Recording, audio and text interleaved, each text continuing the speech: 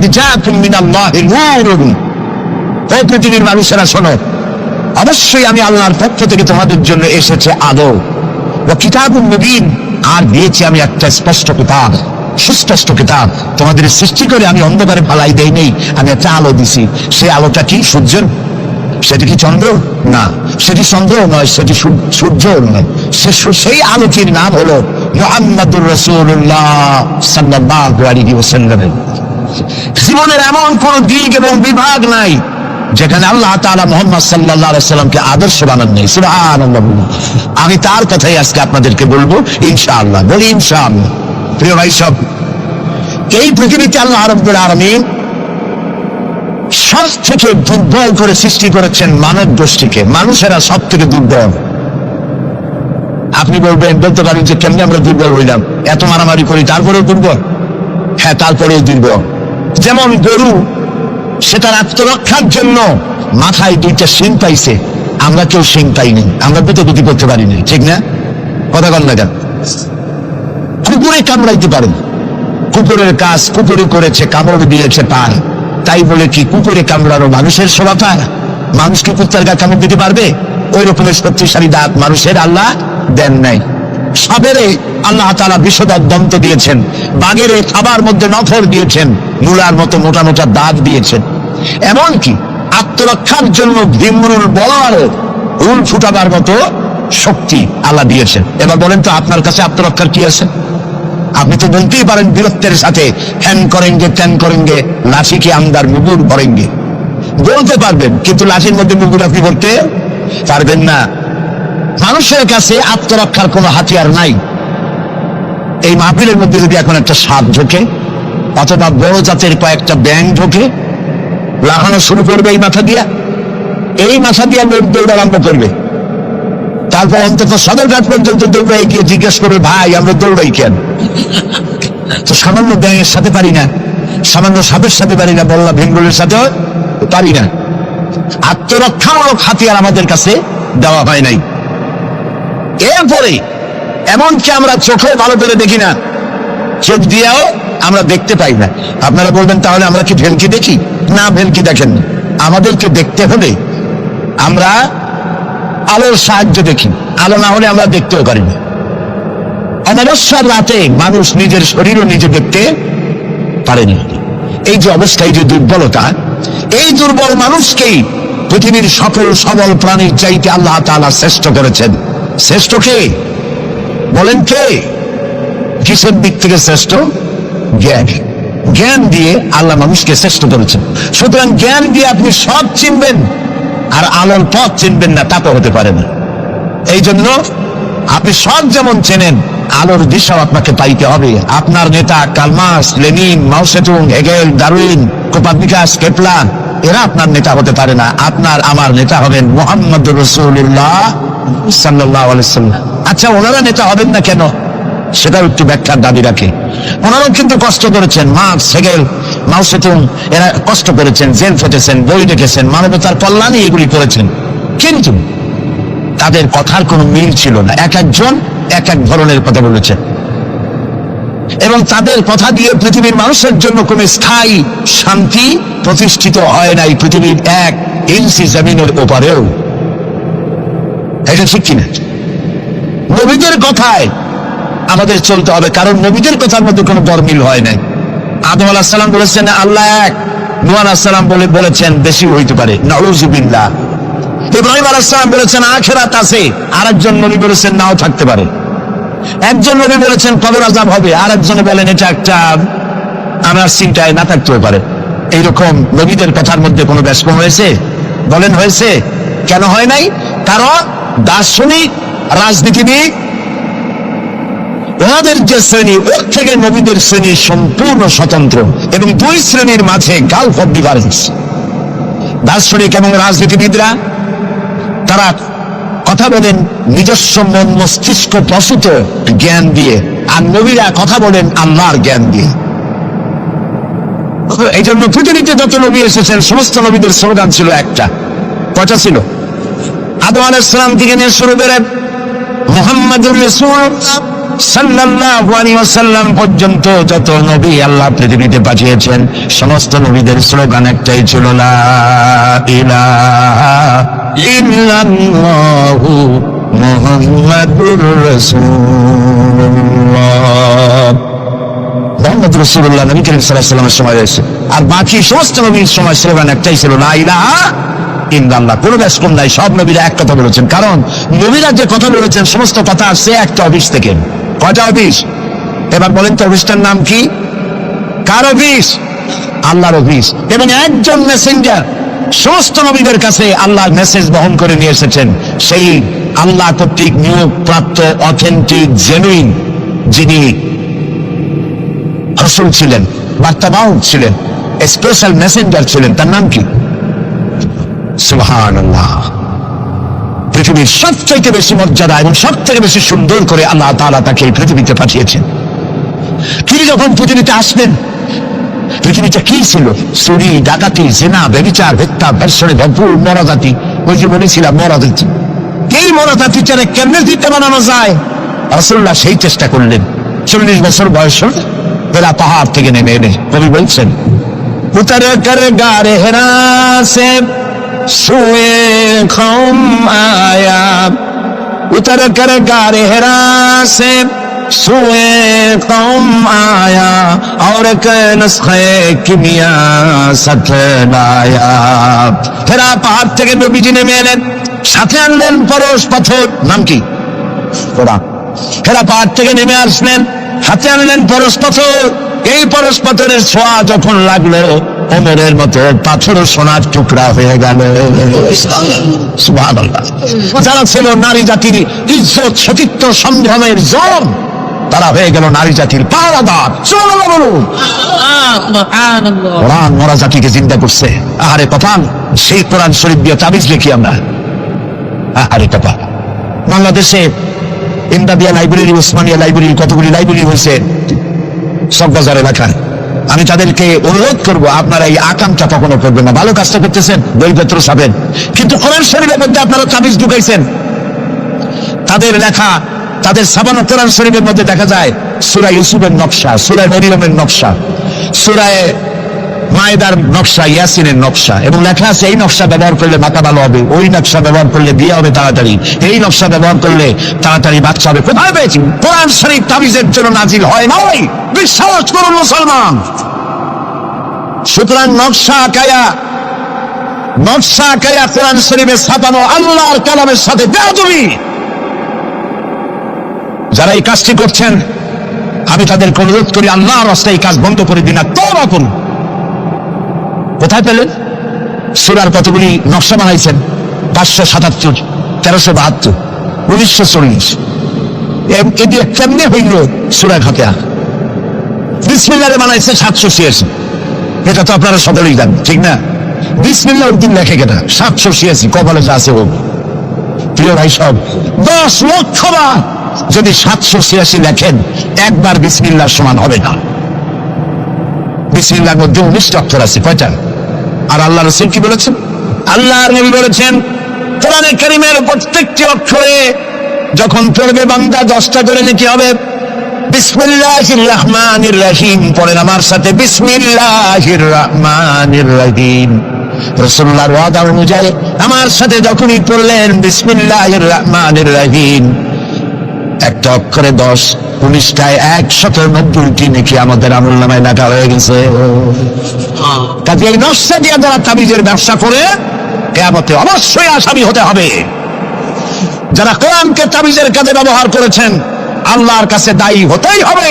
কারণ মানুষকে আপনারা বোঝাতে চেষ্টা করেছেন কোরআন তাবিজের কিতাব, অথচ কোরআন এসেছিল একটি সমাজ, একটি রাষ্ট্র বিপ্লব করার জন্য।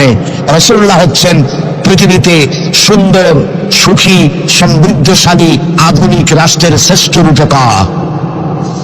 এবং এই কোরআন দিয়ে তিনি এমন এক রাষ্ট্র বিনির্মাণ করেছিলেন যেখানে চুরি ছিল না, ডাকাতি ছিল না, জেনা ছিল না, ব্যভিচার ছিল না, হত্যা ছিল না, ধর্ষণ ছিল না, সন্ত্রাস মুক্ত সমৃদ্ধি একটি সুখী সমাজ তৈরি করেছিলেন নবী করিম সাল্লাল্লাহু আলাইহি ওয়াসাল্লাম। প্রিয় ভাই সব, বড় আফসোস লাগে, সেই কোরআনে শুধু চুমাই খাই, বুকি লাগাই, আর এই কোরআন শরীফ নিয়ে আমরা কাজে লাগাইতে পারলাম না, এটা ঠিক কিনা? কোরআনকে কাজে লাগাইতে পারছি? পারি নাই। কোরআন শরীফ খালি ঝুলে ঝুলে পড়ি। দেখেন রমজান মাসে আমাদের দেশের লোকেরা দেখতে পারে, ভাই তোমার বাড়ি কি হয়েছে জানি না, আমার পুত্রের বউ 7 খতম, আমার মেয়ে ক্লাস 9-এ পড়ে, ও 3 খতম, ওর মায় 13 খতম, আর আমি নিজে এমনি এমনি খতম। আপনি প্রতিযোগিতা করে কোরআন শরীফ খতম করবেন, এই জন্য নাজিল হয়েছে কোরআন শরীফ, আপনি কি বিশ্বাস করেন?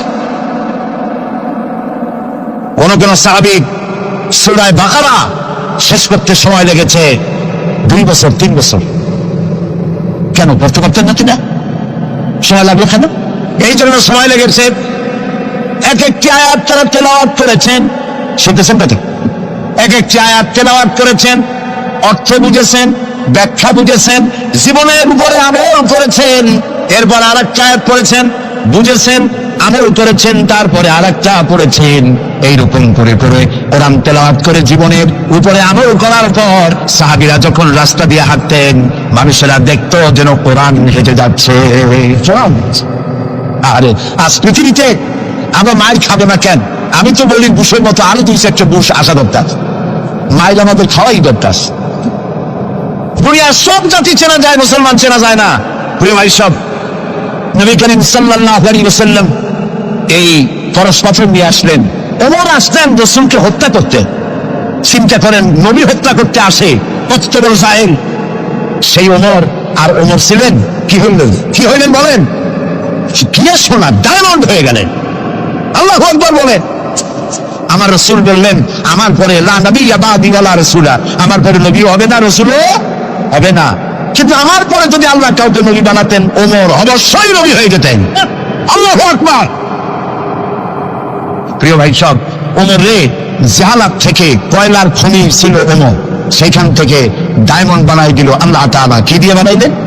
কোরআন। আমরা কিন্তু এর কাছেও যাইতে পারলাম না, খালি সুমা দিলাম আর তাবিজ বানাই গলায় ঝুলাইলাম। এই কোরআন শরীফ আমরা একটা কাপড় দিয়ে পেঁচাই রাখি, আমাদের ঘরে কাপড় দিয়ে কোরআন অনেকের বাড়িতে পেঁচানো আছে না? এই কাপড়টা যদি মাটিতে পড়ে যায়, যদি পাও লাগে, তাহলে আমরা আটকে উঠি, ঠিক না? কাপড়টা উঠাই কি করি? সুমা দিই। একটা কাপড় আর তো কিছু না, এখানে তো টেবিলেও কাপড় আছে, আমার পায়ের তলেও কাপড় আছে, আমার পরনেও কাপড় আছে, ঠিক না? আপনাদের আছে না? এগুলো পাও লাগবে তো আমি আটকে উঠি না। কোরআন শরীফের সাথে যে কাপড়টা ছিল ওটা পড়ে গেলে পাও লাগলে আটকে উঠি এবং অপরাধ বোধের সৃষ্টি হয়, ঠিক কিনা? কেন হয়? কারণ এই কাপড়টা কোরআনের সাথে কিছুদিন জড়ানো ছিল। কয়েকটা দিন কোরআনের সাথে জড়িয়ে থাকার কারণে একটা কাপড়ের টুকরার ইজ্জত যদি বাড়ে, ইজ্জত যদি বেড়ে গেল, যাদের জন্য কোরআন নাজিল হইল ওদের ইজ্জত বাড়লো না। আমাদের ইজ্জত বাড়ছে। আমাদের ইজ্জত যদি বাড়বে, তাহলে ইরাকে বুশেরা আমাদের মারে কেন? আমাদের ইজ্জত যদি বাড়ে, তাহলে শ্যারন প্যালেস্টাইনে আমাদের মারে কেন? আমাদের ইজ্জত যদি বাড়ে, তাহলে কাশ্মীরে ভারতের কাফের সরকার আমাদের মারে কেন? আলজেরিয়ায়, বসনিয়ায়, চেচনিয়ায়, এরিত্রিয়ায়, সারা পৃথিবীতে আমরা মার খাচ্ছি। তাহলে কি এই কথা বুঝবো যে কোরআন থাকবে যে জাতির কাছে, কোরআনের কারণেই তারা মার খাবে? আল্লাহ কি বলে শুনি। আল্লাহ রাব্বুল আলামিন বলেন, তাহা মা আনজালনা আলাইকাল কুরআনা লিতাশকা। ও নবী, কোরআন আমি এই জন্য নাজিল করি নাই যে কোরআন আপনাকে ভাগ্য বিপর্যস্ত করে দেবে, হতভাগ্য বানাই দেবে। কোরআন এই জন্য নাজিল করি নাই। কোরআন নাজিল করেছে এই জন্য কোরআনের ধারক বাহক যারা হবে তারা শাসিত হবে না, গোটা বিশ্বকে তারা শাসন করবে। এই জন্য এসেছিল কোরআন। কারণ কোরআন দিয়ে শাসন করলেই মানুষেরা নিরাপত্তা পাবে। নারীর অধিকার কে দিল? এই কোরআন দিয়েছে। শ্রমিকের অধিকার কে দিল? এই কোরআন দিয়েছে। কৃষক, মজুর, সাদা এবং কালো মানুষের ব্যবধান কে দূর করলো? এই কোরআন করেছে। সুবহানাল্লাহ। এই কোরআনের মধ্যে কি কি আছে? এর মধ্যে রাজনীতি আছে, অর্থনীতি আছে, সমাজনীতি আছে, দর্শন আছে, এর মধ্যে পররাষ্ট্রনীতি আছে, স্বরাষ্ট্রনীতি আছে। বিজ্ঞান আছে বলে এ কোরআন বিজ্ঞানের বই নয়। ইতিহাস আছে বলে এ কোরআন ইতিহাসের বই নয়। রাজনীতি আছে বলে এটা রাজনীতির কিতাব নয়। অর্থনীতি আছে বলে এটা অর্থনীতির কিতাব নয়। তাহলে প্রশ্ন হবে এটা কি? এটা হচ্ছে মানুষের জীবন পরিচালনার জন্য যত নীতি প্রয়োজন, সমস্ত নীতির মূল নীতি যে কিতাবে লেখা হয়েছে সেই কিতাবের নাম আল কোরআন। প্রিয় ভাই সব, নবী করিম সাল্লাল্লাহু আলাইহি ওয়াসাল্লাম কে আল্লাহ তাআলা এজন্য পাঠান নাই যে তিনি আর তার সাহাবীরা মসজিদে বসে বসে আল্লাহ আল্লাহ করবেন আর রাষ্ট্র চালাবে ফেরাউন আর নমরুদেরা, রাষ্ট্র চালাবে আবু জাহেলের গোষ্ঠীরা, ফাসিক ফুজ্জার, নামাজ নাই, রোজা নাই, ঘুষখোর, মদখোর, এরা রাষ্ট্র চালাবে। এই জন্য ইসলাম আসে নাই। ইসলাম এসেছে রাষ্ট্র পরিচালনা করার অধিকার কোরআনে কার? আল্লাহ রাব্বুল আলামিন বলেন, আলা লাহুল খালকু ওয়াল আমর ইনিল হুকমু ইল্লা লিল্লাহ। সৃষ্টিটার আইন চলবে তার, সৃষ্টিটার আইন চলবে তার। আলা লাহুল খালকু ওয়াল আমর, সৃষ্টি যার আইন তাই চলবে। কারণ এই কোরআনের তো কোনো পরিবর্তন নাই। এটি সংবিধান, এটি কনস্টিটিউশন। আমাদের একটা কনস্টিটিউশন আছে, আছে না? কবে তৈরি হয়েছিল? 72-তে। 1972 সালে বাংলাদেশের সংবিধান রচিত হয়েছিল। আজকে 2004। 1972 থেকে 2004 এ পর্যন্ত আমার দেশের কনস্টিটিউশন অ্যামেন্ডমেন্ট, সংযোজন, বিয়োজন, পরিবর্তন, পরিবর্ধন ইত্যাদি হয়েছে নাকি হয়নি? কয়বার হয়েছে? 13 বার হয়েছে। 13 বার হয়েছে আর 14 বার হবে খুব শিগগির। তাহলে স্বাধীনতার 32 বছরের ভিতরে যদি সংবিধান 14 বার পরিবর্তন হয়, সংশোধন হয়, এই রেশিও অনুযায়ী 100 বছর যদি যায়, তাহলে কম্বলের লোম বাঁচলে থাকবে কিছু আর? এটাও একটি সংবিধান। এটার নাম কি? সংবিধান, মানবতার সংবিধান। এটা শুধু মুসলমানদের জন্য নয়। কোন মুসলমান দাবি করতে পারবে না কোরআন একমাত্র আমার কিতাব? না, আল্লাহ তাআলা শুরুতেই বলে দিয়েছেন, হুদাল লিন-নাস, হুদাল লিল-মুত্তাকিন, হুদাল লিন-নাস, হাযা বায়ানুল লিন-নাস। পৃথিবীর সমস্ত মানব গোষ্ঠীর জন্য হেদায়েতের সর্বশেষ কিতাবের নাম কি? কোরআন শরীফ। প্রিয় ভাই সব, 1400 বছর বা 1000 বছর হয়ে গেছে কোরআনের বয়স। পরিবর্তন হয়েছে কয়বার? কয়বার হয়েছে? কিয়ামতের আগ পর্যন্ত আর কয়বার হবে? একবারও হবে না। কারণ এই কিতাব আসছে কার কাছ থেকে? আল্লাহর কাছ থেকে। তিনি নির্ভুল, তার কোনো ভুল নাই। আমার দেশের সংবিধান পরিবর্তন হয় কেন? এই জন্য হয়, যারা সংবিধান রচনা করেছিলেন ওনাদের কাছে ভবিষ্যতের জ্ঞান ছিল না। অতীতের অভিজ্ঞতার ভিত্তিতে বর্তমানকে সামনে রেখে সংবিধান রচনা করেছেন। আর যখন নতুন নতুন সমস্যা সামনে আসছে, তখন অতীতের অভিজ্ঞতা শেষ, নতুন অভিজ্ঞতা দিয়ে আবার পরিবর্তন করা লেগেছে, ঠিক কিনা? আল্লাহর কাছে কাল কয়টা? একটা। সেই কালটার নাম কি? মাশাআল্লাহ, আপনাদেরকে 100 দিলাম। এইরকম কথা যারা মনে রাখতে পারে, এই সব শ্রোতাদেরই কথা বলে শোনায়া আনন্দ আছে। আল্লাহ যেন আমারও ফায়দা দেয়, আপনাদেরকে দেন বলি আমি। তাহলে আল্লাহ রাব্বুল আলামিনের কাছে কাল হইল কয়টা? একটা। ওই কালটার নাম কি? বর্তমান। বর্তমানের উপরে ভিত্তি করে আল্লাহ তাআলা কোরআন তৈরি করেছেন, তাই এর কোনো অ্যামেন্ডমেন্টের প্রয়োজন হয় নাই, কিয়ামত পর্যন্ত হবে না। যদি শান্তি চাই, আমাদের দেশে এখন তো আগেও সন্ত্রাস ছিল, এখনো সন্ত্রাস আছে। সন্ত্রাস নির্মূল আমরা করতে পারবো না যতক্ষণ না এই কোরআনের শাসন প্রতিষ্ঠিত হচ্ছে, ততক্ষণ পর্যন্ত সন্ত্রাস নির্মূল করা যাবে না। এ ব্যাপারে আরো কথা সামনে বলবো, বলেন ইনশাআল্লাহ।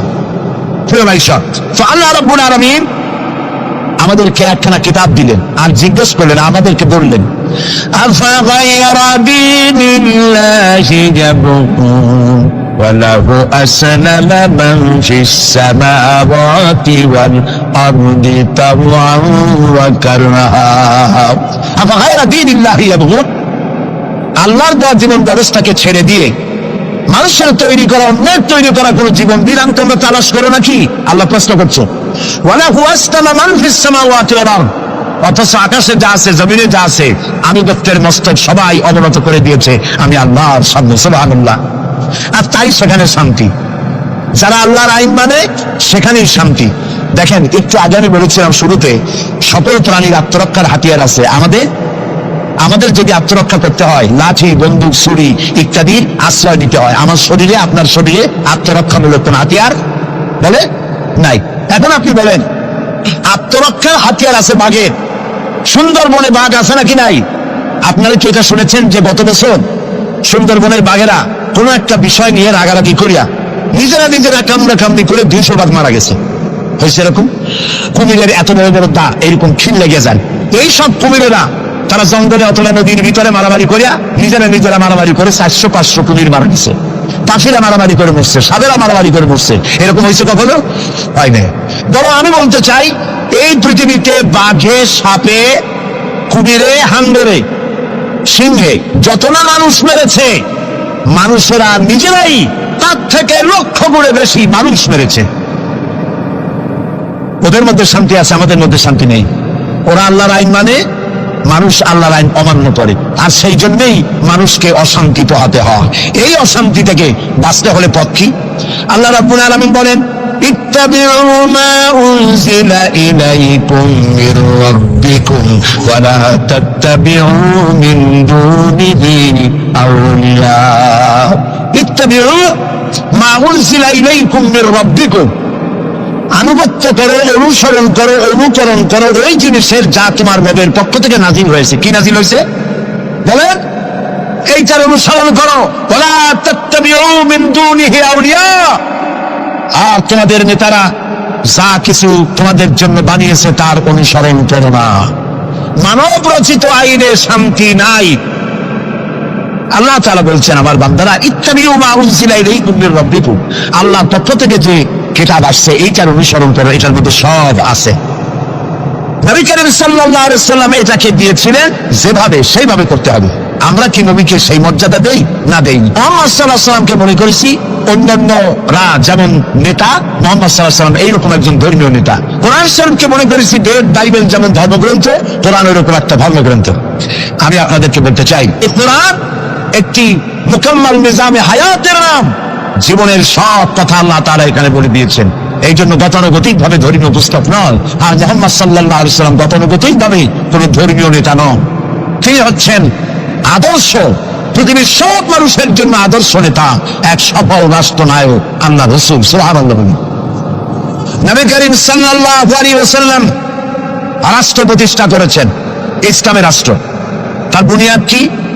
ওয়াতাসিমু বিহাবিলিল্লাহি জামিআন ওয়া লা তাফাররাকু। ঐক্যবদ্ধভাবে আমার রজ্জুকে, আল্লাহর রশিকে মজবুত করে ধারণ করো। কে বলতেছেন? আল্লাহ। নবী করিম সাল্লাল্লাহু আলাইহি ওয়াসাল্লাম যে রাষ্ট্র পরিচালনা করেছিলেন, সেখানে কোনো জাতি, বর্ণ ও আঞ্চলিকতাকে গুরুত্ব দেওয়া হয় নাই। সেখানে গুরুত্ব দেওয়া হয়েছে হাবলুল্লাহ। হাবলুল্লাহ মানে কি বলেন? আল্লাহর রশি। বলেন আপনারা, হাবলুল্লাহ মানে কি? আল্লাহর রশি। আল্লাহর রশি কি? এটাকে রশি বলা হলো কেন? বলবো এটাকে রশি বলা হলো কেন? আমরা ছিলাম বেহেশতে। কোথায় ছিলাম? পড়ে গেছি কোথায়? ধরুন এটা একটা কুয়া, দুনিয়াটা কি কুয়া, বেহেশত থেকে পড়ে গেছি কুয়ার মধ্যে। এখন কুয়ায় পতিত মানুষ উঠাবার জন্য সব থেকে ভালো কি? বাঁশ। কুয়ায় পতিত মানুষ উঠাবার জন্য কোন জিনিস সব থেকে ভালো? রশি। আল্লাহ তাআলা কোরআন নামক একটা রশি ফেলাই দিলেন। পড়ে গেছে দুনিয়ায়, আমি চাই তোরা আবার তোদের হারানো বাড়িতে ফিরে আয়। এখন এটা রশি আল্লাহ ফেলাই দিলেন। কুয়ার মানুষ উঠাবার জন্য রশি সব থেকে ভালো, তবে রশির দুইটা শর্ত লাগবে। শর্ত কয়টা? দুইটা। এক নম্বরের শর্ত হলো রশি যেন পচা পাঁচের দড়ি না হয়। তাহলে পরে নিচে যারা সিরা ধরবে, উপরে যে টান দিয়ে উঠাইতে যাবে, সিরা গিয়া প্রতিটা মানুষের দাঁতটা ছিল উপরে ভাঙিয়ে শেষ হয়ে যাবে। তাহলে দড়ি কি হইতে হবে? মজবুত। দুই নম্বর, যিনি ধরে টান দিবেন তার হাত হতে হবে মজবুত। তা না হলে পরে যত মানুষ সিরা ধরবে, ওই হাত থেকে যদি দড়ি ফসকে যায়, যাও চান ছিল তাও শেষ। উপরে ধরে আছেন কে? রশির অভাবক্রান্ত। আল্লাহর রশি কি পচা পাটের দড়ি? এর থেকে মজবুত দড়ি আর আছে? এই দড়ির অপার প্রান্তে ধরেছেন কে? গোটা পৃথিবীর সব মানুষ একত্রিত হয়ে এই রশি ধরো। আল্লাহ তাআলা বলেছেন, অপার প্রান্ত ধরে হারানো বাড়ি জান্নাতে ফিরাই দেব। নবী করিম সাল্লাল্লাহু আলাইহি ওয়াসাল্লামের এটাই ছিল তার রাষ্ট্র প্রতিষ্ঠার মূলনীতি। কোরআন ধরো, কোরআন বোঝো। এই কোরআন দিয়ে তিনি একটি বিচার ব্যবস্থা চালু করলেন কোরআন দিয়ে। রাসূলুল্লাহ এখন প্রেসিডেন্ট, রাসূলুল্লাহ এখন কি? প্রেসিডেন্ট। দেখেন বিচার কেমন হচ্ছে। আল্লাহ রাব্বুল আলামিন কোরআনের আয়াত দিয়ে বিচার ব্যবস্থা কন্ট্রোল করে দিলেন। বিচারে কারো পক্ষপাতিত্ব করা যাবে না। ওয়াইদা হাকামতুম বাইনান নাসি আন তাহকুমু বিল আদল। আল্লাহ তাআলা বলেন, তোমরা যখন লোকদের মাঝে বিচার করবে, সুষ্ঠু বিচার করবে, ভালো ফয়সালা করবে, সুবিচার করবে। আর বিজাতীয়দের ব্যাপারে, অমুসলিমদের ব্যাপারে বিচার করতে গিয়ে তাদের উপরে জুলুম করবে না। ওয়ালা ইয়াজরিমান্নাকুম শানাআনু কওমিন আলা আন তা'দিলু। বিচার করতে গিয়ে হিন্দু, খ্রিস্টান, বৌদ্ধ, মুসলমান না, এই চিন্তা করে অমুসলিমদের উপরে বিচার করবে না। বিচার করতে হবে, সে বিচার যদি মুসলমানদের গায়ে লাগে তাও লাগুক, বিচার হতে হবে সুবিচার। প্রিয় ভাই সব, এই বিচারের ভিতরে জেনাকারের শাস্তি আছে। জেনাকারের শাস্তি কি হবে? চোরের শাস্তি কি হবে? আল্লাহ তাআলা বলে দিলেন, আস-সারিকু ওয়াস-সারিকাতু ফাকতাউ আইদিয়াহুমা। চোর পুরুষ হোক আর নারী হোক, উভয়ের হাত কেটে দাও। এই আইনটা কার? আল্লাহ তাআলার আইন। এই আইনকে কিছু কিছু লোক বলে এইটা নাকি বর্বর আইন, বলেন নাউযুবিল্লাহ। আল্লাহর আইনকে যদি কেউ বর্বর আইন বলে তার ঈমান থাকে? আর ঈমান তো নাই, থাকবে কি? আল্লাহ বলছেন হাত কেটে দাও। এখন যারা এটার বিরুদ্ধে তারা বলে কি জানেন? ওদের তো বলা হয় বুদ্ধিজীবী। কি জীবী? বুদ্ধিজীবী। আর বুদ্ধির ছেলায় যত বুদ্ধিজীবী আছে বাংলাদেশে দেখবেন মাথায় কারো চুল নাই। বুদ্ধির জ্বালায় চুল চুল সব শেষ। চতুর্দিকে কিছু আছে স্টেডিয়ামের মতো, চতুর্দিকে দর্শক মাস্টারে খাবে। এরা বলে কি? এরা বলে চোরের হাত কাটা আইন বর্বর আইন। হাত কাটলে ও তো গরিব মানুষ, চুরি করছে, হাতটা কাটলে ওর ছেলে মেয়ে না খাই মরবে, সবাই হবে ভিক্ষু। এটা টাইম হলো? ওই কথাটা জানে না। চোরের হাত কাটা আইন রাসূলুল্লাহর মুক্তি জিন্দেগিতে নাজিল হয় নাই। এই আইন নাজিল হয়েছে রাসূলুল্লাহ যখন মদিনায় প্রেসিডেন্ট। খাওয়া, পড়া, শিক্ষা, চিকিৎসা, বাসস্থানের গ্যারান্টি দেওয়া হয়ে গেছে। কারো খাবারের অভাব নাই, পড়ার অভাব নাই। এই সময় আয়াত নাজিল হলো। এখন কেউ যদি চুরি করে তাহলে বোঝা যাবে এটা তার পেশা অথবা নেশা। পেটের জ্বালায় তো চুরি করেনি। কাজে এখন যদি কেউ চুরি করে হাত কেটে দাও। হযরত ওমর রাদিয়াল্লাহু তাআলা আনহু বলেছেন, তার জামানায় একবার দুর্ভিক্ষ হয়েছিল মদিনায়। তিনি বলেছিলেন, এখন যদি কোন চোর ধরা পড়ে এই অবস্থায় যে পেটের জ্বালায় চুরি করছে, এটা যদি প্রমাণিত হয় তাহলে হাত কাটা আইন চালু করবা না। তার মানে ইসলাম আগে দেয় পেটে, তারপরে দেয় পিঠে। এই জন্য ইসলামী সরকার তার কাজই হলো জাতির উপরে, দেশবাসীর উপরে ইনসাফ করা, তাদের প্রয়োজন মিটিয়ে দেওয়া। এটা হচ্ছে তাদের দায়িত্ব। সেই দায়িত্ব করে ইসলাম। এবার দেখেন নরহত্যার শাস্তি। এই যে সমানে খুন হইতেছে বিভিন্ন জায়গায়, শাস্তি হয় না, সেই জন্য খুন বাড়তে থাকে। বিচারের কিছু মাইল পেস আছে, সেই মাইল পেসে চোরগুলা, ডাকাতগুলা, সন্ত্রাসীগুলা পার পাইয়া যায়। পুলিশেরা জীবন প্রাণান্ত করে এক একটা আসামি ধরে, প্রাণান্ত করে আসামি ধরে। তারপরে হাইকোর্ট থেকে জামিন পাওয়া যায়। যারে ধরলো জামিন পেয়ে গেল। এখন তো সে পুলিশের নাকের ডগায় আঙ্গুল দিয়ে দেখা যায় পাল্লা নাগার আটকাইতে, ঠিক না? ইসলামের বিধান ভিন্ন। হত্যা করেছে, ইয়া আইয়ুহাল্লাযীনা আমানু কুতিবা আলাইকুমুল কিসাসু ফিল কাতলা। তোমাদের প্রতি নরহত্যার শাস্তি স্বরূপ কিসাস নির্দিষ্ট করা হয়েছে, অর্থাৎ হত্যার বদলে হত্যা। সে হত্যা করেছে প্রমাণিত হয়েছে। অলিভিয়া সপল্টনের মাঠে রেডিওর সমস্ত চ্যানেলগুলিকে দাওয়াত দাও, পত্রিকার সাংবাদিকদের দাওয়াত দাও, লোকেরা দেখুক, সকলের সামনে ওকে হত্যা করা হোক। জিনার শাস্তি আযানি ওয়াযানিয়াতু, আযানিয়াতু ওয়াযানি ফাজলিদু কুল্লা ওয়াহিদিন মিনহুমা মিআতা জালদা। জিনাকার পুরুষ, জিনাকারিনী মহিলা 100 দড়া মারো, যদি অবিবাহিতা হয়। আর বিবাহিতা হলে প্রাণদণ্ড দাও। একজন ধর্ষক যে নারী ধর্ষণ করেছে, ধর্ষণ হচ্ছে না, বিচার নাই। ওই আমলে গত 5 বছরে জাহাঙ্গীরনগর বিশ্ববিদ্যালয় এক কোরআনদা 100 বার জেনা করেছে, 100 বার। তারপরে ককটেল পার্টি করেছে। যখন পত্র পত্রিকায় সমালোচনা ঝড় উঠল, তখন সেই সময়ের নেতৃবৃন্দরা এর একটা বিচারও করছিল। সেই বিচার হলো ওই কুলাঙ্গার তাদেরই সোনার ছেলে, তারে ডাইকা মাথায় হাত বুলাইলো, এই দুষ্ট ছেলে, এরকম করতে নাই। এই হলো বিচার। ইসলামের বিচারটা কি? ইসলামের বিচার হয়েছে ধর্ষক প্রমাণিত হয়েছে, নিয়ে সময় দামে চতুর্দিকে লোকেরা পাথর দিয়ে দাঁড়াও, পাথর মেরে ওর গায়ের গোস্ত, হাড্ডি, চর্বি, চামড়া, রক্ত বাতাসের সাথে উড়ে দাও।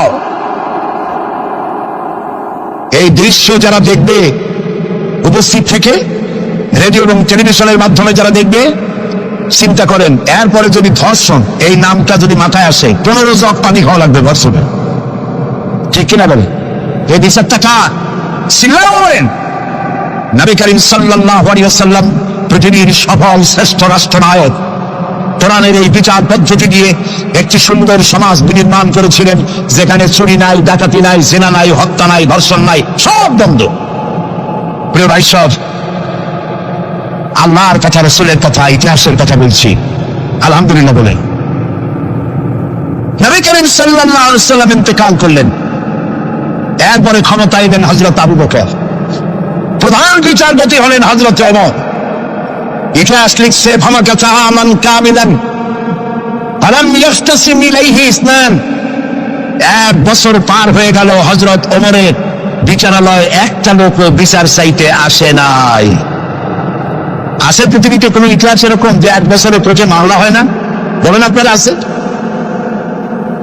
হযরত ওমর রাদিয়াল্লাহু তাআলা আনহু হযরত আবু বকরের কাছে গিয়ে বললেন, মা হাজাতা বি ইনদা কওমিল মুমিনিনা ইয়া খলিফাত রাসূলিল্লাহ, হে আল্লাহর রাসূলের খলিফা, এই দেশে একটা বিচারকের দরকার কি? তিনি জিজ্ঞেস করলেন, লিমাযা? কই যে আমি তো এক বছর থাকলাম, খালি বসে বসে কাঠখড়ি গুনলাম, কেউ বিচার চাইতে আসলো না। হযরত আবু বকর জিজ্ঞেস করলেন, তোমার কাছে যে কেউ বিচার চাইতে আসলো না, তার কারণ কি? তিনি বললেন, দীনুহুম নাসিহা, এই জাতি দিন হচ্ছে নসিহা করা, পরস্পরের কল্যাণ কামনা করা। ওয়া মানহাজুহুম কোরআন, আর তাদের সংবিধান হচ্ছে কোরআন। ওয়া আমালুহুম আল আমরু বিল মারুফ ওয়ান নাহয়ু আনিল মুনকার, আর এই জাতির আমল হলো ভালো কাজের আদেশ করা, অন্যায় কাজ থেকে মানুষকে বিরত রাখা।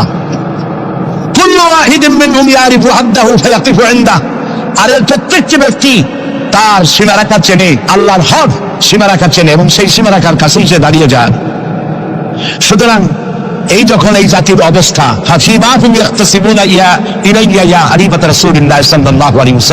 এই যখন জাতির অবস্থা, সেই জাতি মামলা করতে আসবে কেন? সুবহানাল্লাহ। মামলা নাই, মোকদ্দমা নাই, এমন একটি সমাজ নবী করিম সাল্লাল্লাহু আলাইহি ওয়াসাল্লাম তৈরি করেছেন। এবং এই সমাজে মানুষকে উপার্জনের জন্য তাগিদ দেওয়া হতো, চুপ করে বসে থাকতে পারবে না, কাজ করে খাও। কি করে খাও? বলেন, কি করে খাও? কাজ করে খাও। হাত যে এইভাবে করে নেয়, এই হাতের কোনো দাম নাই, এভাবে করে যিনি দেয় সেই হাতের দাম বেশি। সুবহানাল্লাহ। আল্লাহ রাব্বুল আলামিন বলেন, ফাইদা কুদিয়াতিস সালাতু ফান্তাশিরু ফিল আরদি ওয়াবতাগু মিন ফাদলিল্লাহ, নামাজ যখন পড়া হয়ে গেল, ছড়িয়ে পড়ো আমার ময়দানে, ক্ষেত খামারে, অফিসে, আদালতে, রুজি কামাই করো, বসে থেকো না।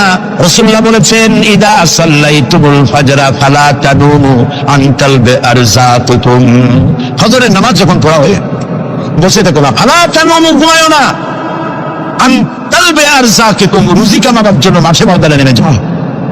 হযরত ওমর রাদিয়াল্লাহু তাআলা আনহু মসজিদে নববীতে ফজরের নামাজ পড়ে দেখলেন এক গ্রুপ লোক সেখানে বসা। জোহরের সময় দেখলেন সেই লোকগুলি বসা, আসরও দেখলেন, মাগরিবও দেখলেন, এশাও দেখলেন।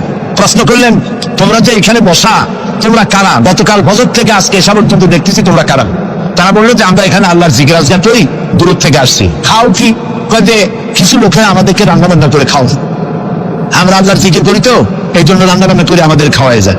হযরত ওমর বলছেন, তোমাদের মতো অলসগুলোর যে খাওয়ায়, তোমাদের থেকে ওই লোকগুলির মর্যাদা আল্লাহর কাছে অনেক বেশি। তবে মনে রাখো, আগামীকাল ফজরের পরে যদি এই জায়গায় তোমাদেরকে বসে থাকতে দেখি, ব্যাট মেরে মসজিদের অভাব থেকে বের করব। কাজ করো। ইসলাম কাজের প্রতি উৎসাহিত করেছে এবং ধনাঢ্য লোককে দায়িত্ব দিয়েছে, অফি আমওয়ালিহিম হাক্কুল লিসাইল ওয়াল মাহরুম, গরিবদের উচিত গরিবদের অধিকার আদায় করে দেওয়া। তাই লা ইয়াকুনা দুলাতুম বাইনাল আগনিয়াই মিনকুম, যাতে করে তোমাদের সম্পদগুলি গুটিগত পুরুষের ভিতরে যেন পঞ্জীবিত হয়ে না থাকে। নবী করিম সাল্লাল্লাহু আলাইহি ওয়াসাল্লাম তার রাষ্ট্র ব্যবস্থার মধ্যে একটি ব্যাংক তৈরি করেছিলেন। ব্যাংকের নাম ছিল বাইতুল মাল। বলুন, ব্যাংকের নাম কি ছিল? বাইতুল মাল। এই বাইতুল মাল ইনগ্রাল সেশন, ওপেনিং সেশন, এই বাইতুল মাল ব্যাংকে রাসূলুল্লাহ উদ্বোধন করলেন। উদ্বোধন করার সময় তিনি বললেন, মান তারাকা দায়নান আও দিয়ান ফালাইয়া, আমার রাষ্ট্রের ভেতরে কোন মানুষ যদি ঋণগ্রস্ত হয়ে মারা যায়, আর তার ঋণ পরিশোধের কোন সুযোগ যদি না থাকে তার ছেলে মেয়ের কাছে, তার বউয়ের কাছে, তাহলে তার অসহায় সমস্ত এতিম বাচ্চা পরিবারের লোকগুলি আর ঋণ পরিশোধের দায়িত্ব আমি মুহাম্মদ সাল্লাল্লাহু আলাইহি সাল্লাম আমার কাঁধে উঠাইয়া নিলাম। এটি ছিল সোশ্যাল ওয়েলফেয়ার স্টেট, একটি কল্যাণ রাষ্ট্র। এই পৃথিবীতে কল্যাণ রাষ্ট্রের কনসেপশন সর্বপ্রথম যিনি দিয়েছেন, আধুনিক রাষ্ট্র প্রতিষ্ঠান উপকার, বিশ্বনবী মুহাম্মদ রাসূলুল্লাহ সাল্লাল্লাহু আলাইহি ওয়াসাল্লাম। তাই রাষ্ট্র ছিল সুখী, সমৃদ্ধ, চুরি নাই, ডাকাতি নাই, মাস্তানি নাই, সাদাবাজি নাই। এই দৃশ্য যখন কাফেরেরা দেখলো, তখন কাফেরেরা মনে করলো যে আমরা তো খামখাই রাসূলের সাথে বিরোধিতা করেছি, উনি তো আমাদের শত্রু না। তখন অবস্থাটা কি হলো? আল্লাহ রাব্বুল আলামিন এই পরিস্থিতিতে সূরা নাসর নাজিল করলেন মদিনার শেষ জীবনে। ইযা জাআ নাসরুল্লাহি ওয়াল ফাতহু, জানেন না এই সূরাটা? পড়েন। ইযা জাআ নাসরুল্লাহি ওয়াল ফাতহু ورأيت الناس يدخلون في دين الله أفواجا فسبح بحمد ربك واستغفر إنه كان توابا ইদা জা নাসরুল্লাহি ওয়াল ফাতহু, আল্লাহর পক্ষ থেকে যখন মদদ আসবে, বিজয় আসবে, তখন দেখতে পাবে দলে দলে লোক ইসলামে প্রবেশ করতেছে। সুবহানাল্লাহ। মদিনার জীবনের শেষ দিকে আর ভূখণ্ডে একটা কাফেরও ছিল না, সবাই বলেছে লা ইলাহা ইল্লাল্লাহু মুহাম্মাদুর রাসূলুল্লাহ। সুবহানাল্লাহ। প্রিয় ভাই সব, এই ছিল ইসলামী রাষ্ট্রের রূপরেখা। রাসূলুল্লাহ বলেছেন আমি তো চলে যাব, চিরকাল থাকবেন। তারাকতু ফীকুম আমরাইন লান তাদিল্লু মা তামাসসাকতুম বিহিমা কিতাবুল্লাহ ওয়া সুন্নাতুর রাসূল। আমি চলে যাব, দুটো জিনিস তোমাদের জন্য রেখে গেলাম। বলেন কয়টা জিনিস? একটা হলো আল্লাহর কিতাব, আর একটা কি? সুন্নাতে রাসূল। এই দুইটা জিনিস রেখে গেলাম। মারির দাঁত দিয়ে কামড়ে ধরো, তাহলে পৃথিবীতে তোমরা বিচ্ছিন্ন হবে না, ধ্বংস হবে না। সুবহানাল্লাহ। প্রিয় ভাই সব, নবী করিম সাল্লাল্লাহু আলাইহি ওয়াসাল্লাম দুটো জিনিস রেখে গেলেন। কয়টা রাখেন বলেন? দুইটা। ট্রেন চলে কয়টা লাইন দিয়া? বলেন দুইটা লাইন। দুইটা লাইনের উপরে ট্রেন চলে। ট্রেন কি কতগুলি কম্পার্টমেন্ট, এর মধ্যে মানুষ বসে, মাল সামান নিয়ে মানুষ বসলো। চাকার দূরত্ব আর লাইনের দূরত্ব যদি সমান থাকে, তাহলে কমলাপুর থেকে ছাড়বে, সিটাগং চলে যাবেন আরামসে, সেট বুঝে ঘুমাইতে ঘুমাইতে, ঠিক কিনা? বুঝলেন কথা? কিন্তু মাঝখানে যদি চাকাগুলো একটু সেরায় যায়, ফাঁক বেশি হয়ে যায়, অথবা লাইন যদি একটু দেখা হয়ে যায়, তাহলে ট্রেন কি চলবে? কি হবে? অ্যাক্সিডেন্ট হলে যাত্রীরা কি হবে? মারা যাবে, মালপত্র সব শেষ হয়ে যাবে, ঠিক না? সুতরাং এটা যেমন বুঝলেন, আমরা আজ ছিলাম বেহেশতে, আসলাম দুনিয়া। আল্লাহ রাব্বুল আলামিন এই দুনিয়াবাসীদেরকে জান্নাতে নিতে চান, সুবহানাল্লাহ বলেন। এই জন্য দুইটা লাইন করে দিয়েছেন। দুইটা লাইন রাসূলুল্লাহ পেতে দিয়ে গেলেন। একটার নাম হলো কোরআন, আর একটার নাম হাদিস। আর আপনার আমার দেহ, এই দেহগুলিকে ধরেন কম্পার্টমেন্ট, বগি, ট্রেনের বগি। এই বগি, এই ট্রেন, এই দেহ নামক বগিকে চালাবার জন্য কতগুলি চাকা দরকার। সেই চাকা হলো অর্থনীতির চাকা, রাজনীতির চাকা, সমাজনীতির চাকা, স্বরাষ্ট্রনীতির চাকা, পররাষ্ট্রনীতির চাকা। এই সব চাকাগুলি কোরআন হাদিস নামক দুইটা লাইনের উপরে যদি ছেড়ে দেন, কোরআন হাদিস অনুযায়ী যদি চালান, দেহ নামক গাড়ি দুনিয়া থেকে ছাড়বে, লাস্ট ডেস্টিনেশন আল্লাহর জান্নাতে চলে যাবে। আর যদি দেহ নামক এই গাড়িকে চালাতে গিয়া রাজনৈতিক চাকা যদি দৌড় দেয় ইংল্যান্ডের দিকে, সংস্কৃতির চাকা যদি দৌড় দেয় ভারতের দিকে, গণতন্ত্রের চাকা যদি দৌড় দেয় আমেরিকার দিকে, তাহলে দেহ নামক গাড়ির কি হবে? অ্যাক্সিডেন্ট অবধারিত। কথাটা কি বোঝা কঠিন না সহজ? সুতরাং আসুন, কোরআনের, আল্লাহ রাসূলের বলা ওই কোরআন আর ওই হাদিস, এই দুইটা নিয়ে আমাদের জীবনকে পরিচালিত করতে চেষ্টা করি। এবং এই চেষ্টা ফলবতী হতে পারে পার্লামেন্টে। 1000 বছর ওয়াজ করে যা করতে না পারবেন, পার্লামেন্টে যদি কোরআনের পক্ষের লোকেরা মেজরিটি হয়, তাহলে 1000 বছর ওয়াজের তুলনায় একটা বিল পাস করলে অতি তাড়াতাড়ি তা হয়ে যায়। এই জন্য জনগণকে সেভাবে তৈরি হতে হবে, প্রস্তুতি নিতে হবে এবং বুঝতে হবে কোরআনের আইন ছাড়া সন্ত্রাস দুর্নীতি নির্মূল হবে না, হবে না, হবে না। হযরত ইয়াকুব আলাইহিস সালাম কলিজার টুকরা সন্তান হযরত ইউসুফ আলাইহিস সালামের জন্য তার মনটা পাগল ছিল। এত সুন্দর করে আল্লাহ তারে বানাইছিলেন, এত তিনি ছিলেন সৌন্দর্যের পিরামিড, যারা দেখলে চোখ ফিরানো যায় না, এমন সুন্দর সুপুরুষ যারা দেখি সেই যুগের সুন্দরী যুবতী মেয়েরা রূপের মোহে পড়ে নিজেদের আঙ্গুলগুলি কেটে ফেলে দিয়েছিল। রূপের মোহে এমন অবশ হয়ে গেছে, আঙ্গুল কেটেছে, হাত কেটেছে, টের পায় নাই। আবার ভুল বুঝবেন না, দুনিয়ার সেরা সুন্দর পুরুষ ইউসুফ আলাইহিস সালাম, তা কিন্তু রাসূলের চাইতে বেশি নয়। হযরত উম্মুল মুমিনিন আয়েশা রাদিয়াল্লাহু তাআলা আনহা তিনি বলেছেন, যেই সব সুন্দরী রমণীরা ইউসুফ আলাইহিস সালামকে দেখে রূপের মোহে পড়ে নিজেদের আঙ্গুলগুলো কেটে ফেলেছিল, ওরা যদি আমার হাবিবকে দেখতো, ওরা যদি আল্লাহ রাসূলকে দেখতো, তাহলে হাত কাটতে কাটতে কোন ফাঁকেতে কলিজা কেটে ফেলে দিত, ওরা টের পেত না।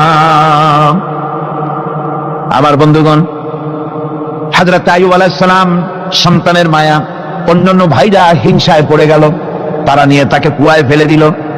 সেখান থেকে তারা একটা ছাগল বা কোনো পশু জবাহ করে তার রক্ত মাখাইয়া জামা এনে হাজির করে দিল হযরত ইয়াকুব আলাইহিস সালামের সামনে, যে তারে নিয়ে খেলা করতে গিয়েছিলাম, আমরা খেলায় লিপ্ত ছিলাম, বাগে খাইয়া ফেলাইছে। এগুলি কি গপ্প? এগুলি কি কোরআন? আল্লাহ পাক শোনাচ্ছেন, বিশ্ববাসীকে শোনাইছেন। সূরা ইউসুফের চাইতে এত সুন্দর উপাখ্যান গোটা পৃথিবীতে আর নাই। সুবহানাল্লাহ। অনেকে ইউসুফ জুলাইখার কেসটা খুব মজা করে পড়ে, ফুর্তি করে, প্রেমের গল্প পড়ে। এটা কোনো প্রেমের গল্প নয়। ইউসুফ আলাইহিস সালাম, জুলাইখা ইউসুফ আলাইহিস সালামের জন্য কাঁদতে কাঁদতে চোখ কানা হয়ে গেছে। এরপর ইউসুফ আলাইহিস সালাম জুলাইখারে পাওয়ার জন্য পাগল হয়ে গেছে। নাউজুবিল্লাহ, এটা হয়নি কখনো। তিনি আল্লাহর পয়গম্বর, আর আল্লাহ কেমনে তারা বাঁচিয়েছেন? যখন জুলাইখা ঘরের ভিতরে সুন্দর করে যৌন উন্মাদনামূলক চিত্র অঙ্কিত করে ঘরের মধ্যে আটকায় দিয়েছে, তালা লাগায় দিয়েছে, আর নিজে যৌন দীপক কাপড় চোপড় পরেছে না পরার মতোই। সে যুগের সুন্দরী মেয়ে জুলাইখা, তার কুপ্রবৃত্তিকে চরিতার্থ করার জন্য আহ্বান করা হয়েছে। হযরত ইউসুফ আলাইহিস সালাম লক্ষ্য করে দেখলেন এমন জায়গা, এখান থেকে পালাবার তো পথ নাই, দরজা বন্ধ করে দিয়েছেন। তিনি শুধু তখন কেবলমাত্র আল্লাহ রাব্বুল আলামিনকে ভয় করলেন। আল্লাহকে ভয় করে আল্লাহর নাম নিয়ে যখন তালাবদ্ধ দরজার দিকে দৌড় দিয়েছেন, আল্লাহ রাব্বুল আলামিন আপন কুদরতে তালাগুলি খুলে দরজা তার জন্য উন্মুক্ত করে দিলেন। ইউসুফ আলাইহিস সালামকে ফালাই দিয়ে এভাবে করে কাপড় এনে দিল তার সামনে, রক্তমাখা কাপড় পেয়ে হযরত ইয়াকুব আলাইহিস সালাম সন্তানদের মুখে কাহিনী শুনে তিনি কি বললেন? কোরআনে কারীম তা কোট করেছে। তিনি চিক দিলেন না, ফাল দিলেন না, ফিট হয়ে পড়লেন না। তিনি বললেন, কলিজার টুকরা সন্তান তার মরার খবর শুনেছেন। তিনি বললেন কি? ফাসাবরুন জামিলুন ওয়াল্লাহুল মুস্তাআনু আলা মা তাসিফুন। আমি উত্তম সবর অবলম্বন করব। তোমরা যে কাহিনী রচনা করেছো এর বেলায় আমি আল্লাহর কাছে সাহায্য চাই। আমি উত্তম সবর অবলম্বন করব। আমার ভাইয়েরা, 11 ভাই মনে করেছিল ইউসুফ আলাইহিস সালামকে মরণ কুয়ায় ফালাই দিছি। তারা তো ঠিক পায় নাই এটা মরণ কুয়া না, এটা হচ্ছে একটা সুড়ঙ্গ, যাকে ইংরেজিতে বলে টানেল।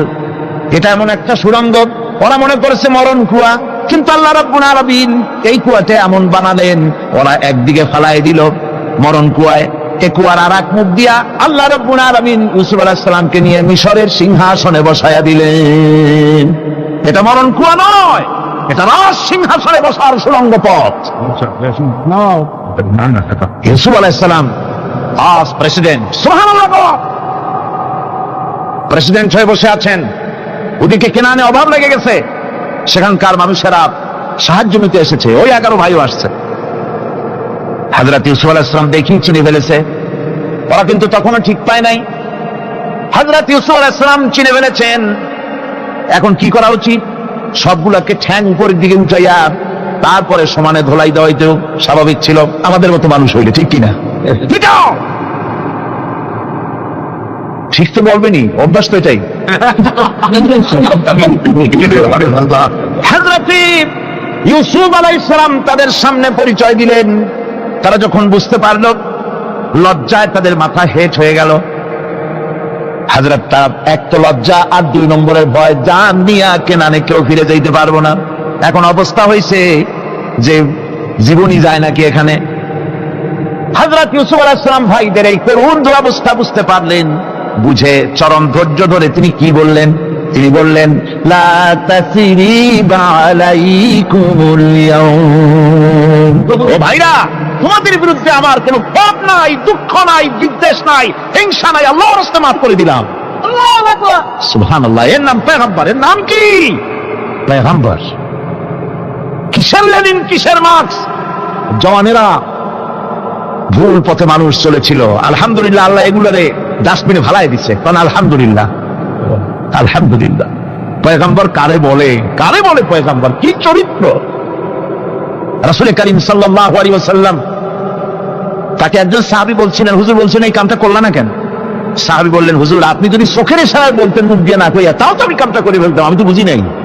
হুজুর বললেন, চোখের ঠারে ঠারে কাজ করা নবুয়তের শান নয়।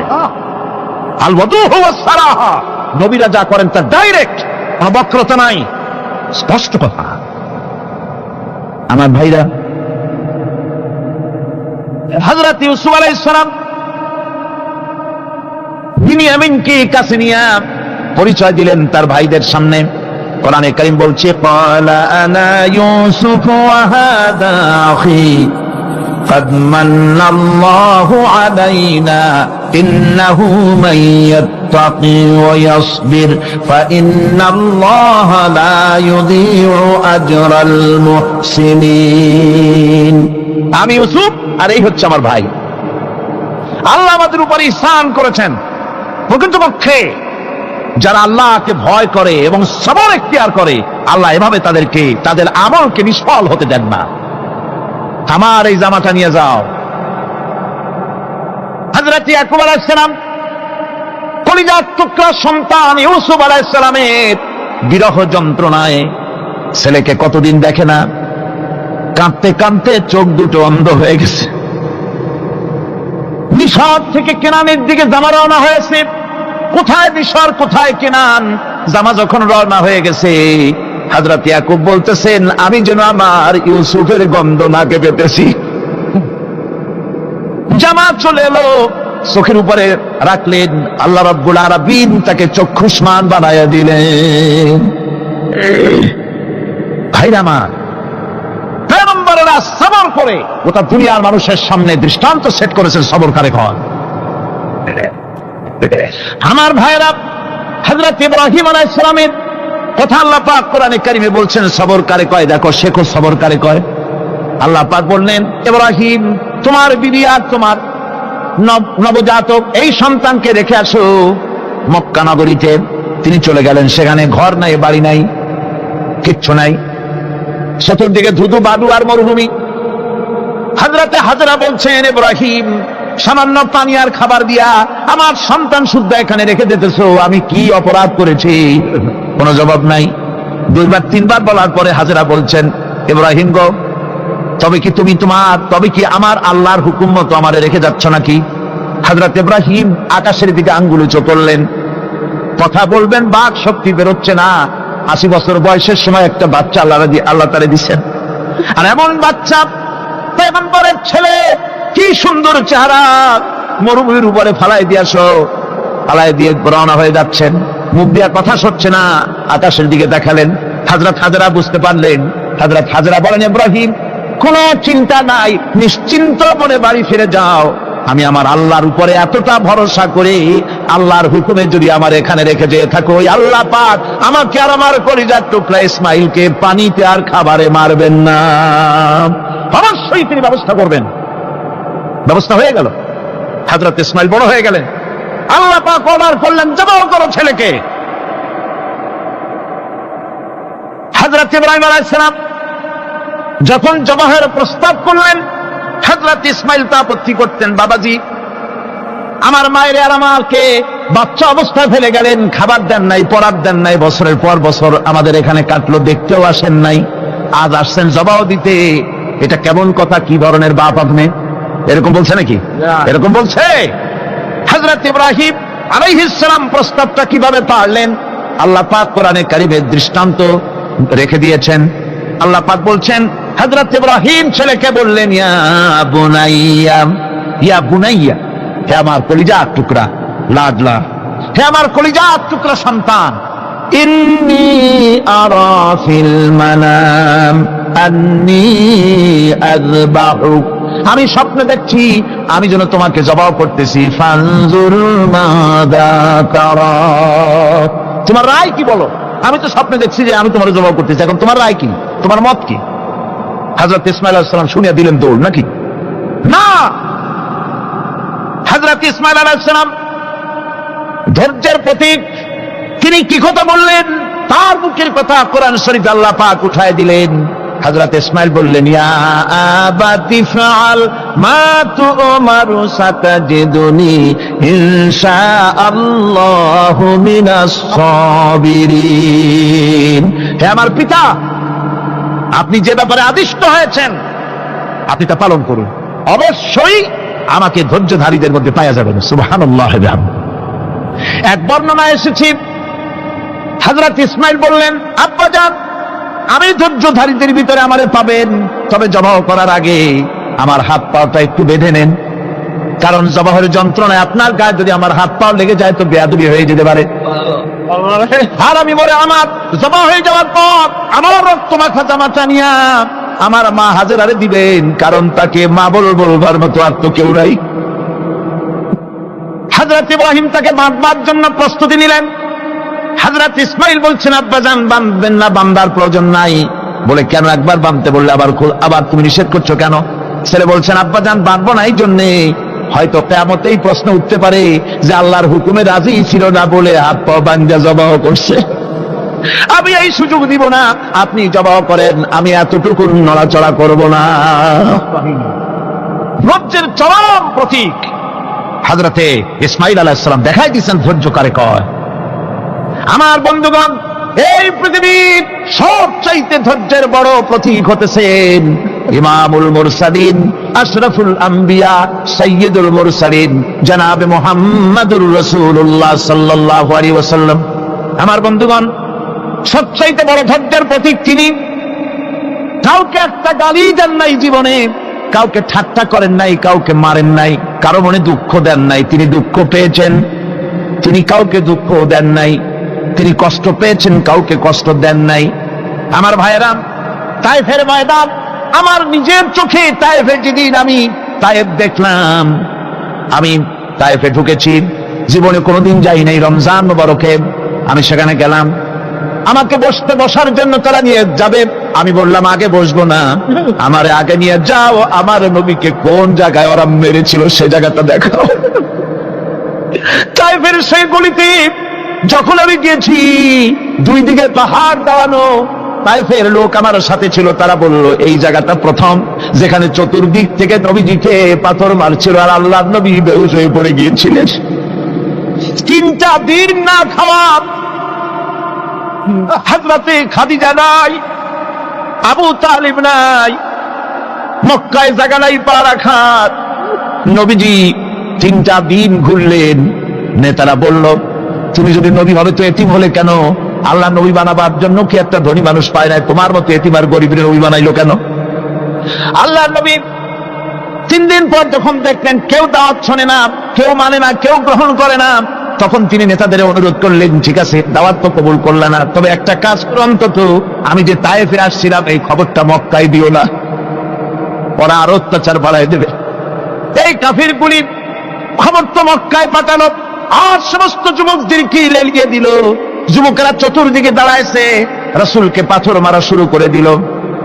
আমি যখন রেল লাইনের থেকে হাঁটি, যখন রেল লাইন কোনো সময় দেখি, রেলের পাথরগুলি, রেল লাইনের পাথরগুলি দেখলে আমার মাথায় যেন কেন তায়েফের কথা মনে এসে যায়। আরে মানুষের গায়ে পাথর মারলে কি অবস্থার সৃষ্টি হয়! পাথর নূরের শরীর, রহমতের শরীর, কিটি কিটি রক্ত ঝরছে। নবীজিকে জোর করে উঠাইয়া জবরদস্তি করে হাঁটার জন্য তারা ধাক্কা মারতেছে। আবার কিছু দূরে গিয়ে নবীজি আবার বেহুশ হয়ে পড়েছেন। এইখান থেকে আবার উঠাইস, আবার ধাক্কা মারতেছে। 3 নম্বরের আর একটা জায়গা আছে যেখানে ভাঙ্গা একটা মসজিদ। তাইফের লোকেরা আমাকে বললো এই জায়গাটা হলো শেষ জায়গা যেখানে রাসূল করিম তৃতীয়বারের মতো বেহুশ হয়েছিলেন, এখানেই হুজুরের রক্ত ঝরেছে বেশি। 2 রাকাত নামাজ পড়লাম, সিজদায় পড়ে এমন কান্না কাঁদলাম আল্লাহর কাছে। নবীজি যখন হুঁশ এসেছে, হযরতে জিবরাইল বলেন, ইয়া রাসূলুল্লাহ, আপনার এই কষ্ট দেখে ফেরেশতারা কাঁদতেছে, আপনি অনুমতি দিয়ে দেন এই 2 পাহাড়কে মিলাইয়া সমস্ত তায়েফবাসী কাফেরগুলি মাটির সাথে মিশাইয়া দেই। নবীজি বললেন, জিবরাইল, আমি যদি হুকুম করি আর আমার হুকুম মতো যদি এই কাম করো, একটা কাফেরও যদি না বাঁচে তাহলে কার মুখে পৌঁছাবো লা ইলাহা ইল্লাল্লাহু মুহাম্মাদুর রাসূলুল্লাহ। আমার ভাইরা, হযরত সাল্লাল্লাহু আলাইহি ওয়াসাল্লাম উঠে বসলেন। এমন সময় হযরতে যায়েদ শরীরের রক্তগুলি মুছে দিতেছেন। হযরত সাল্লাল্লাহু আলাইহি ওয়াসাল্লাম বসে 2খানা হাত উত্তোলন করলেন। নবীজির চোখ থেকে পানি গড়ায় পড়তেছে। আরে কেউ নাই, আল্লাহ ছাড়া কেউ নাই সাহায্য করার। নবীজি হাত তুলে মোনাজাত করতেছেন, চোখ দিয়া পানি পড়ে দাড়ি ভিজে পড়তেছে, গায়ে দিয়া রক্ত ঝরতেছে। নবীজি কি দোয়াটা করলেন? বদদোয়া করলেন না, গজব দিতে বললেন না। নবীজি দোয়া করলেন, রব্বুল আলামিন, এই তায়েফের লোকেরা আজকে আমার সাথে যে ব্যবহারটা করেছে, ওরা বোঝে নাই যে আমি তোমার নবী, ওরা বোঝে নাই যে আমি তোমার রাসূল, না বুঝে আমার উপরে যে অত্যাচারটা করলো, আল্লাহ তুমি এই জন্য রাগ করে এই তায়েফে তুমি গজব দিও না। আল্লাহ পাক পরবর্তী সময় হুজুরকে স্মরণ করাই দিলেন, ওয়া মা আরসালনাকা ইল্লা রাহমাতাল লিল আলামিন। ও নবী, আপনি হচ্ছেন আমার সমস্ত সৃষ্টি জগতের জন্য, আপনি আমার রহমত, আমার গোটা বিশ্বের জন্য আপনার, আমার সৃষ্টি জগতের জন্য আপনি আমার করুণা। একটা লোক রাসূলের এই কষ্ট দেখে বাগান থেকে 1 গ্লাস আঙ্গুরের শরবত এনে হাজির করেছে। এত কষ্টের পর 3 দিনের না খাওয়া আঙ্গুরের একটা শরবত পাইয়া হুজুর খুব খুশি হলেন। শরবত গ্লাস পান করে হুজুর বলছেন, তোমার নাম না আত্তাস? তিনি বলছেন, হ্যাঁ হুজুর, আমার নাম আত্তাস। তোমার বাড়ি না ইউনূস আলাইহিস সালামের গ্রামে? বলে, হ্যাঁ আমার বাড়ি সেই গ্রামে। তা আপনি কি করে জানলেন আমার নাম আত্তাস আর আমার বাড়ি ইউনূস আলাইহিস সালামের গ্রামে? আপনি জানলেন কি করে? হুজুর বললেন, আমি নবী, হযরত ইউনূস নবী, একজন নবীর খবর আর একজন নবীর কাছে থাকে। রাসূল করিম সাল্লাল্লাহু আলাইহি ওয়াসাল্লাম সবর ইখতিয়ার করেছিলেন, ধৈর্য অবলম্বন করেছিলেন, আর আল্লাহ পাক তাকে নির্দেশ করেছেন, সবর করো। واتبع ما يوحى إليك واصبر حتى يحكم الله। তুমি কেবল সেই জিনিসের অনুসরণ করো যা আমি তোমার প্রতি অবতীর্ণ করেছি, আমি আপনার উপরে যেটা অবতীর্ণ করেছি ওটা অনুসরণ করুন, আর সবর ইখতিয়ার করুন যতক্ষণ না আল্লাহর পক্ষ থেকে চূড়ান্ত ফয়সালা না আসে। ধৈর্য ধরুন, ধৈর্য ধরুন।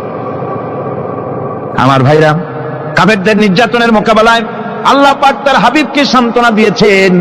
যখন কাফেররা নির্যাতন করতেছে, হারে হযরতে বেলাল নির্যাতিত, হযরতে সুমাইয়া নির্যাতিতা, হযরতে খাব্বাব, হযরতে খুবাইব, হযরতে আম্মার রিদওয়ানুল্লাহি তাআলা আলাইহিম আজমাইন, এত মার হতেছে। হযরতে ওমর হযরতে খাব্বাব রাদিয়াল্লাহু তাআলা আনহুকে খোলা গায়ে দেখে বলছিলেন, খাব্বাব রে, তোমার পিঠে এত গর্ত কেন? এত গর্তওয়ালা পিঠ তো আমি মানুষের দেখি নাই, এত চিকন কোমরওয়ালা মানুষও তো দেখি নাই। তিনি বলেছেন, ওমর তুমি কি ভুলে গেছো? ইসলাম কবুল করার অপরাধী কাফির বেঈমানেরা আগুন জ্বালায়া আংটা আগুনের উপরে আমাকে চিৎ করে শোয়াছে, আমি যেন নড়াচড়া করতে না পারি সেজন্য আমার বুকের উপরে পাথর চাপা দিয়ে রেখেছিল। গায়ের চর্বি আর রক্ত গলে গলে পড়ে আগুন নিবেছে, আর আগুন গোশত পুড়ে যে পিঠের মধ্যে প্রবেশ করেছিল আজও পর্যন্ত পিঠের সেই গর্ত সেরে যায় নাই। এভাবে অত্যাচার হচ্ছিল সাহাবীদের উপর।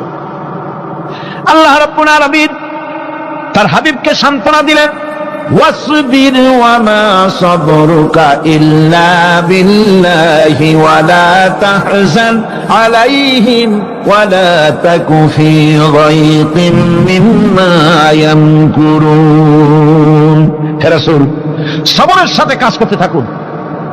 আপনার এই সবরের তৌফিক তো আল্লাহই দিয়েছেন, আর ওদের সমস্ত ষড়যন্ত্র, ওদের অপকৌশলে আপনি দুঃখিত হবেন না, চিন্তা করবেন না, ভারাক্রান্ত হবেন না,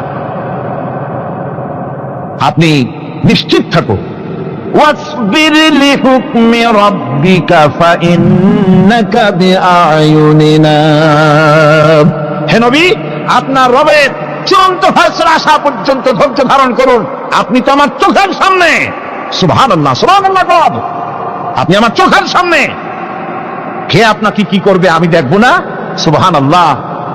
মন্ত্রী যদি, এই সলিমুদ্দিন মার্কা মন্ত্রী যত আছে, এই মন্ত্রীরা যদি ব্যথাতে ভয় কিসে? আমি তোকে দেখছি না? সাহসটা কেমন বাড়ে, কেমন বাড়ে সাহস। আরে কোনো মন্ত্রী ছাতা মাতা না, কোন প্রেসিডেন্ট রাজা বাচ্চা না, আকাশ আর জমিনের মালিক আমার আল্লাহ রাব্বুল আলামিন বলছেন, হাবিব কোন চিন্তা নাই, আপনি আমার চোখের সামনে। ওরা চায় আপনাকে দুনিয়া থেকে মিটাই দিতে, আর আমি চাই ওয়ারাফানা লাকা যিকরাক, আপনার প্রশংসা তো হবে গোটা বিশ্ব জুড়ে, সর্বত্র ছড়িয়ে যাবে আপনার নাম। সুবহানাল্লাহি বিহামদিহি।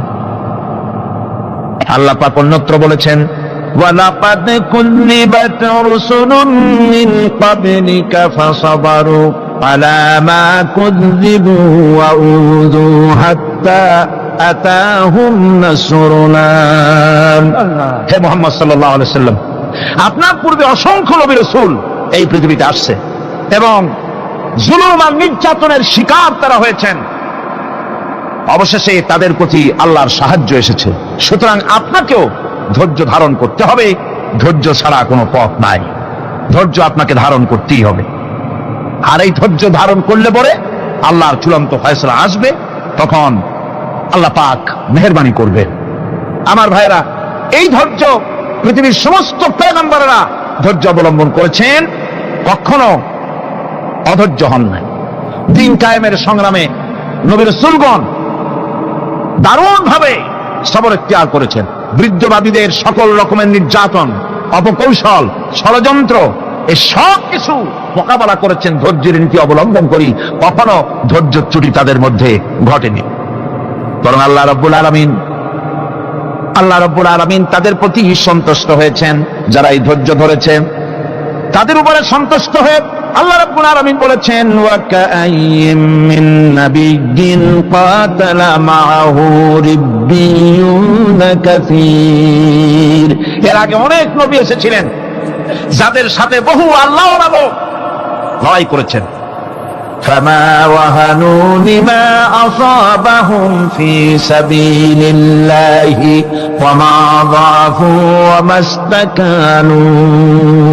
আল্লাহর পথে তাদের উপর যত বিপদ এসেছিল তারা হতাশ হয়ে পড়েন নাই, দুর্বলতা দেখাননি, বাতিলের সামনে মাথাও নত করেন। ওয়াল্লাহু ইউহিব্বুস সাবিরিন। আর আল্লাহ পাক ধৈর্যশীল যারা, তাদেরকে আল্লাহ পাক ভালোবাসেন। আমার ভাইরা, ধৈর্যের পরিচয় রাসূল করিম সাল্লাল্লাহু আলাইহি ওয়াসাল্লাম উহুদের ময়দানে যখন আক্রান্ত হয়ে গেলেন, চতুর্দিকে কাফেররা ঘিরে ধরেছে, বাঁচার কোনো পথ নাই। সাহাবায়ে কিরাম রাসূলকে পাহারা দিলেন। যারা রাসূলকে পাহারা দিতে দাঁড়ায়ছেন, জীবন দিয়া পাহারা দিতে দাঁড়ায় গেছে, রাসূলের দিকে মুখ দিয়া, পিঠটা বাইরের দিকে দিয়ে রাসূলকে পাহারা দেওয়া শুরু করেছেন। হুজুরকে পাহারা দিতে যারা দাঁড়িয়েছিলেন, কাফের কর্তৃক নিক্ষিপ্ত কি তীরগুলি এসে যখন বিঁধতেছিল, শুধু একজন সাহাবী হযরত তালহার পিঠের ভিতরে রাসূলকে হেফাজতের জন্য 80টা তীর একজনের পিঠের মধ্যে দিয়ে তুলেছে।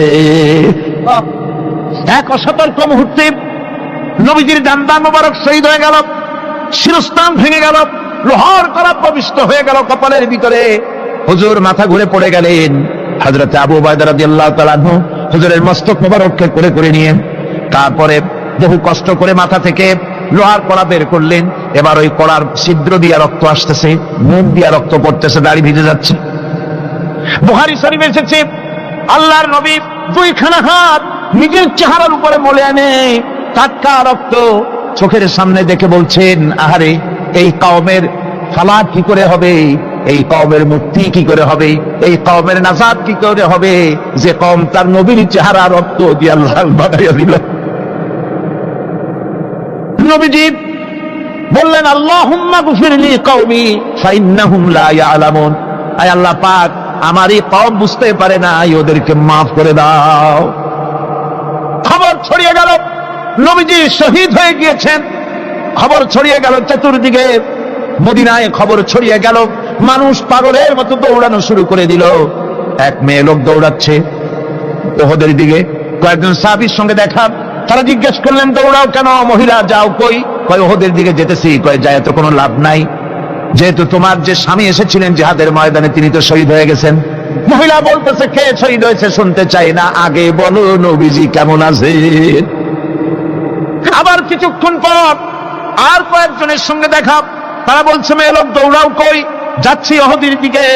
তারা বলছেন যে কোনো লাভ নাই, তোমার যে দুইটা কলিজার টুকরা সন্তান ওহদে এসেছিল দুটোই শহীদ হয়ে গেছে। মা বলতেছে, ও সাহাবী কে শহীদ হয়েছে শুনতে চাই না, তাড়াতাড়ি করে বলো আল্লাহর নবী মুহাম্মদুর রাসূলুল্লাহ সাল্লাল্লাহু আলাইহি ওয়াসাল্লাম কেমন আছেন। দৌড়াতে দৌড়াতে ওহদের মাঠে সাহাবায়ে কেরাম পরিবেষ্টিত, আল্লাহর নবীর কাছে গিয়ে হুজুরের জীবিত চেহারা মোবারকের দিকে তাকায়া মেয়ে লোকটি কাঁদতেছে আর বলতেছে, ইয়া রাসূলুল্লাহ, আমার স্বামী মরা শোক, আমার কলিজার টুকরা দুইটা সন্তান মরা শোক আমার কলিজা থেকে মুছে গেছে, আপনি বেঁচে আছেন তামাম মুসলমানদের চাইতে বড় সান্ত্বনার রায়। ভাইরা আমার, রাসূল করিম সাল্লাল্লাহু আলাইহি ওয়াসাল্লাম এভাবে করে ধৈর্যের পরিচয় দিয়েছেন, গালাগালি দেন নাই, রাগ করেন নাই, বদদোয়া করেন নাই। সুবহানাল্লাহ কোন সুবহানাল্লাহ। ভাইরা আমার, এই সবর এমন মহান বৈশিষ্ট্য, এর মধ্যে রয়েছে জিহাদের ময়দানে যদি লোক কম হয় আর যদি তাদের মধ্যে সবর থাকে, বেশি সংখ্যক লোকের উপরে আল্লাহ পাক সবরকারীদেরকে বিজয়ী করে দিবেন। কোরআনে কারীমে রব্বুল আলামিন বলেন, কাম মিন ফিয়াতিন কালিলাতিন গালাবাত ফিআতান কাসীরাতান বিইذনিল্লাহ ওয়াল্লাহু মা'আস সাবিরিন। এমন ঘটনার বহু নজির আছে যে কম সংখ্যক লোকেদের উপরে আল্লাহ পাক বেশি সংখ্যক লোকেদের উপর আল্লাহ পাক কম সংখ্যক লোকদেরকে জয়ী করে দিয়েছেন।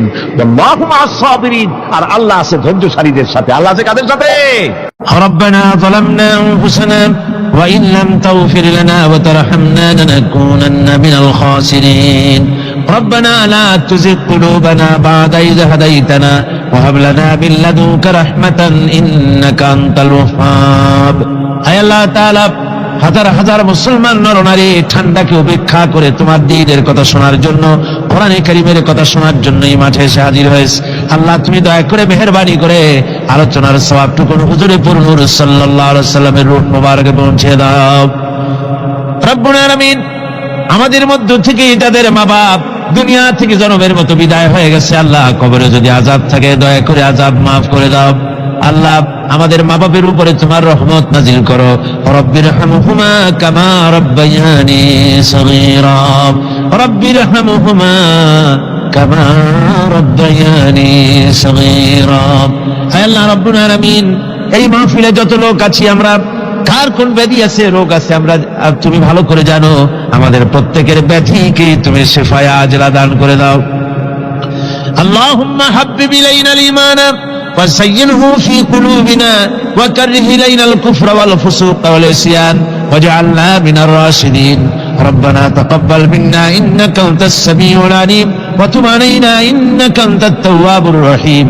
سبحان ربك رب العزة عما يصفون وسلام على المرسلين الحمد لله رب العالمين. واجعل آخر كلمتنا عند الموت لا إله إلا الله محمد رسول الله.